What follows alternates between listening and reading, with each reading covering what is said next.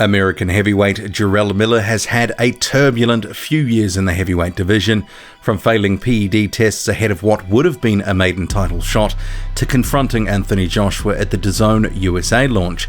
And of course, we can't forget the myriad of beefs he's cultivated on social media or in person. Cheeseburger. But we'll start with his emergence, which didn't really begin until several years into his career.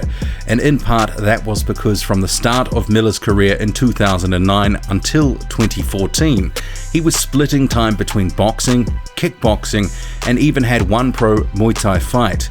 He only really concentrated solely on boxing from late 2014. 2015 would be the busiest year of his career to that point, fighting 5 times, with wins over Aaron Kinch, Raymond Oching, Damon McCreary, Exhal Holmes and Arkur Muralimov.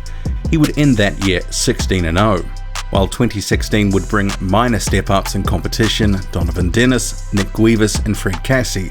It was his out-of-the-ring antics that were starting to attract more fan attention. Specifically, he had beef with Trevor Bryan and Bermans Deverne. So your boy here, Big Baby. Listen, your boy came out of Florida real quick. This dude Trevor Bryan popping mad shit because he getting hyped by Uncle Shannon Briggs. Listen, bro, I will bust you the f*** up. He was WBC champ for like about a day, but it's all good though. Oh, nah, don't do that, champ. Don't do it like that, champ. Don't do it like that, champ. How you doing, champ?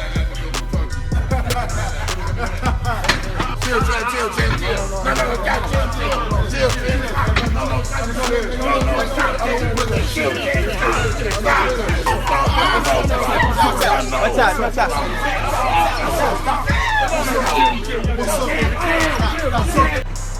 My bad. It is what it is. Take it back, Stavern. I'm sorry. We about to get this work. Stavern don't want this work, but he want this work. We got Cuzzo out here. Yeah, golf cart work. Speed demon work.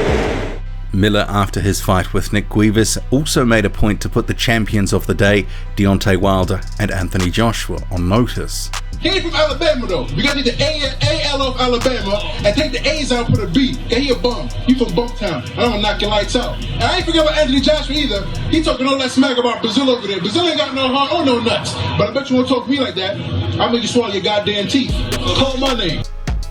Later that same year, Miller would also make his way into the ring after an Andy Ruiz Jr. fight against Josh Gormley. You don't want this work? You see that work? You know it was a good fight? Nah, I'm the real. I'm the champ. Let's go, champ. Big Baby versus Ruiz. Let's make it happen. It was also in 2016 that Miller would start to gain more traction with sanctioning bodies, getting multiple rankings, although he hadn't really fought anyone regarded as a true heavyweight contender. And Miller vowed ahead of his fight with Fred Cassie that he would not waste his shot at glory. That's all I got. You know what I mean? Ain't no college degree, ain't no football, ain't no basketball, no scholarships. Just blood, sweat, and more blood. And you think I'm gonna let Fred Cassie take it away from me? After the biggest win of his career against Fred Cassie in August 2016, it would be the best part of a year before Miller would re-enter the ring. And that fight would be against Gerald Washington, by far the biggest step up of his career, with Washington having fought for the WBC title earlier in 2017 against Deontay Wilder.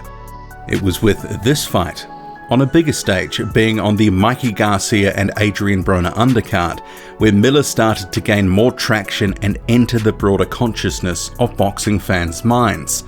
Fans in particular were exposed to his unique brand of trash talk, to which Gerald Washington had no real comeback. I never seen somebody go 5th rounds with a champ and get knocked down and get praised for that. In my hood, was called the ass whooping. So let me tell you something. I've never taken an ass whooping. I've never been dropped, drugged, or hurt in any one of my fights. This young man told me he gonna introduce me to big time boxing. The first time he stood up in a big time boxing event, he got knocked down. I've been in front of 30,000 fans, 20,000, 25,000 fans in Japan, Croatia, and K1, and trust me, I went there and I went to war and I win. So this young man, I know when he come to Brooklyn, I'm gonna wipe that smile off your face. And his name is El Gallo, Chicken, El Pasto, Rooster, whatever it is. I'll tell you one thing. One thing we love in New York is fried chicken. I'm gonna cook your ass, boy. Miller would wear down and wear out Gerald Washington, who was visibly wilting under Miller's pressure and volume, ultimately retiring after 8 rounds. Then came the fading 37-year-old former title challenger Marius Vuk, who Miller ground down the same way as Washington, with the fight stopped in the 9th round when an injured and beaten up Wok couldn't do much of anything in the fight. Miller would then take on another fading European heavyweight in the form of 37-year-old Johan Dorper in April 2018. It would be the 3rd fight in a row where Miller was pitted against a former title challenger, although it's certainly a question how much Vuk and Dorper really had left in the tank at the time that they fought the American, with Dorper losing a clear points decision in a lopsided fight. It was clear though, Miller was moving closer to a title shot. His profile was on the rise and he was building a stronger relationship with Matchroom Boxing USA's Eddie Hearn, having featured on 2 high-profile Matchroom cards on HBO.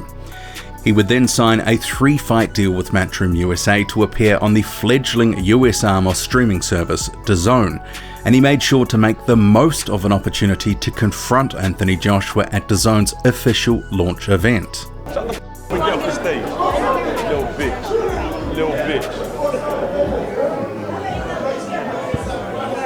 Still talking shit. Shut your mouth. Take instructions and shut your mouth. Weightlifting, you shut up before I slap you as well. He would later go on at the same event to make comments about Joshua's mother, which infuriated the unified champion, and of course all of it gained massive publicity. But fellow heavyweight Dillian Whyte, who had already blocked Miller on social media previously, did not take kindly to Miller's comments, asking for Big Baby Miller to be removed from the Sky Broadcasting team for his fight with Joseph Parker. Despite that outcome, Miller had seeded a rivalry with Joshua, visibly able to get under his skin with his trash talk.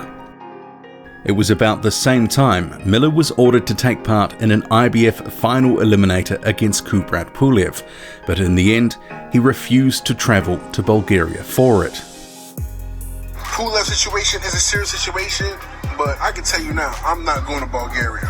2018 was also a year in which he stoked the fires publicly with many of his division rivals. This guy, Joyce, whatever the name is his, Gremlin in the face, lurch walking scumbag that's talking mad trash for only 4 pro fights.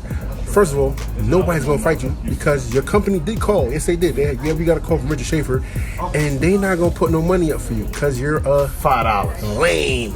So that being said, you're gonna have to wait on the back of the bus like everybody else and earn your shot. So with that being said, we're back to our our continuing show of this big baby. And understand this, anybody want this work that's worth it and got some dollar signs, let's make it happen because AJ not gonna fight and Joyce ain't got no money. He can't smack the last 2 dudes he fought, and I done washed them up. So I don't know what AKA Sniffles is doing right now, but it definitely ain't boxing on his old time because he just took some extra gunk, and you know I ain't even want to play with this. I will show up his doorstep and slap the vanilla ice cream out his ass. So Tyson's just bugging out. I think he just want me to come beat up on him. So when I do injure him again with a body shot like I did the first time, he can pull out of the Deontay fight because maybe realistically, mentally, he not ready for the Deontay fight. So he's looking for an excuse. I don't know. Cracks were also showing in his relationship with one of his co-promoters, Dmitry Salita, making a number of public statements about Salita, including chewing him out in a press conference for one of his 2018 DAZN fights. Keep my name out your mouth, that's all. You can talk about Chris all you want. You gotta talk about me. Thank you, Eddie. Miller rounded out his 2018 with 2 softer than expected stay busy fights against a completely faded 41-year-old Thomas Adamek and the unheralded and largely untested Bogdan Dinu, with Miller making short work of both. It was apparent to fans that those guiding Miller were not prepared to take a gamble on a hard fight, with Miller seemingly in reach of a title shot, be that with Anthony Joshua or for the WBA regular title, which Miller had made no secret he was also chasing. Miller was set to have another Stay Busy fight in January 2019, but ultimately that fell over, and he then became the 4th or 5th choice option for Anthony Joshua, who was having trouble securing an opponent for an April date in the United Kingdom at Wembley, with options like Deontay Wilder, Tyson Fury and Dillian Whyte all not working out for a myriad of reasons. Miller fast became a live option. But not only that, if Joshua fought Miller, it would make most sense, according to his promoter Eddie Hearn, to stage the fight in the United States, as Joshua's first fight in that country. And so it was. Miller was chosen as the opponent for June 2019, an event meant to showcase Joshua and build his brand in the United States. Miller's previous efforts to taunt Joshua and build a rivalry were instrumental in him landing that fight, in his own backyard no less. And Miller made sure to stoke the fires at the opening press conference in New York, pushing Joshua from the outset and going on to make a number of controversial statements. We got punk ass taking seat first in my city. I sit down when I feel like it. I'm home.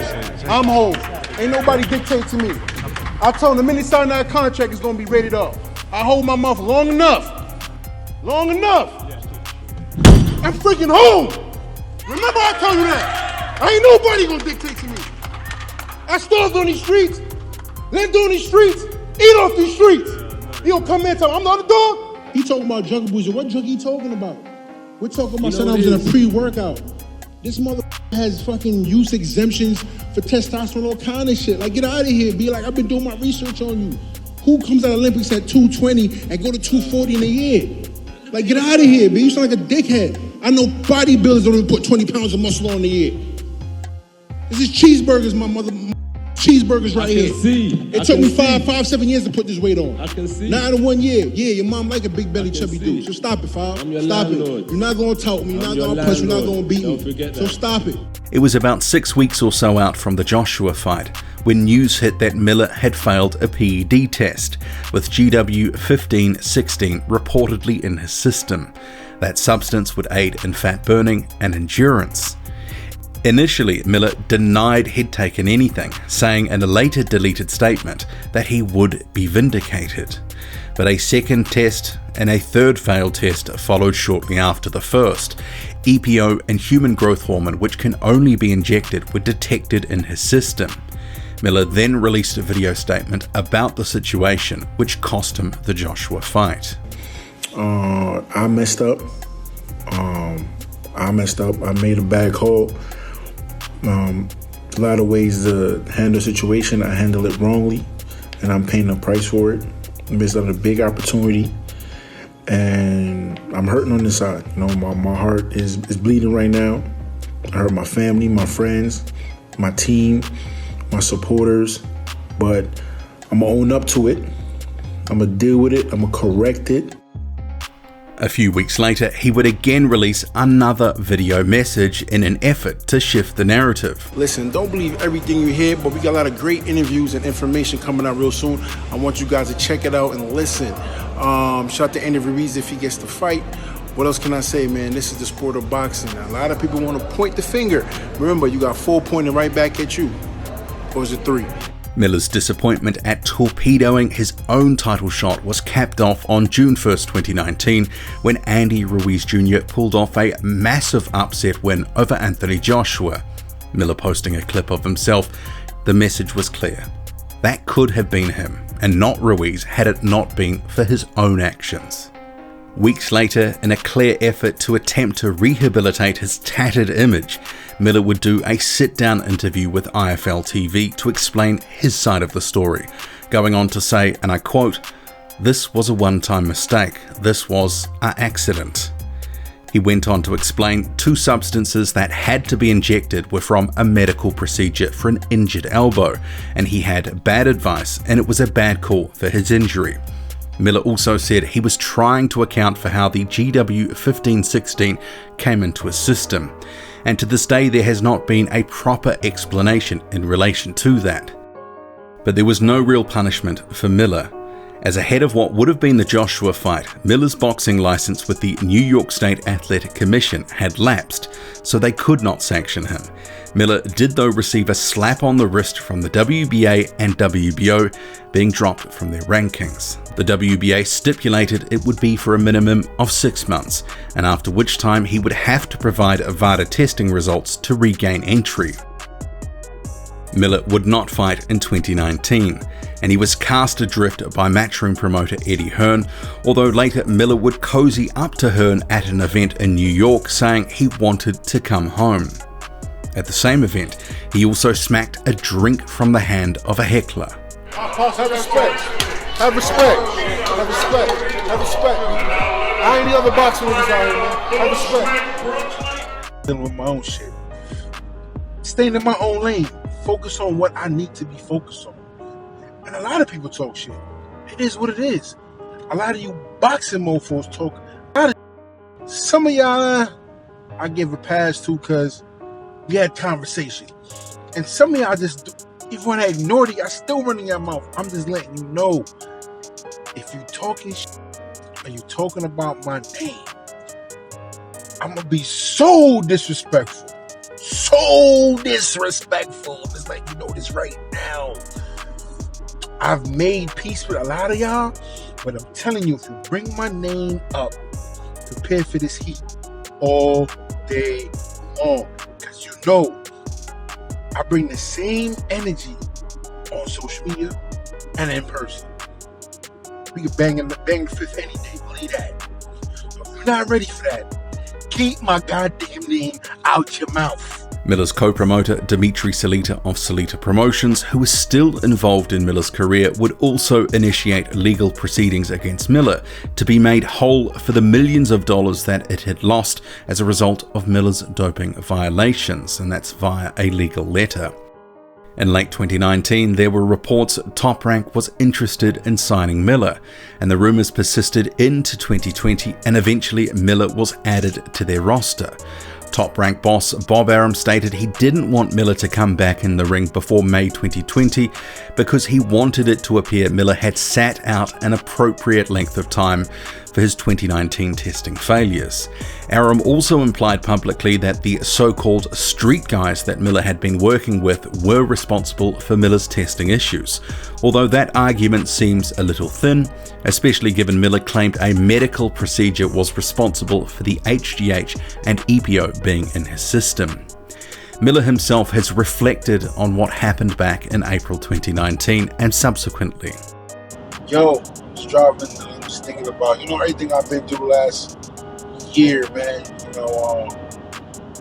It was rough. A lot of things rough. Losing friends, family, not getting to fight. But despite everything, one thing you gotta remember, man, if you're still breathing, you got 2 hands, 2 feet, you got purpose. You know what I mean? I went through my stage where I was like, fuck everything.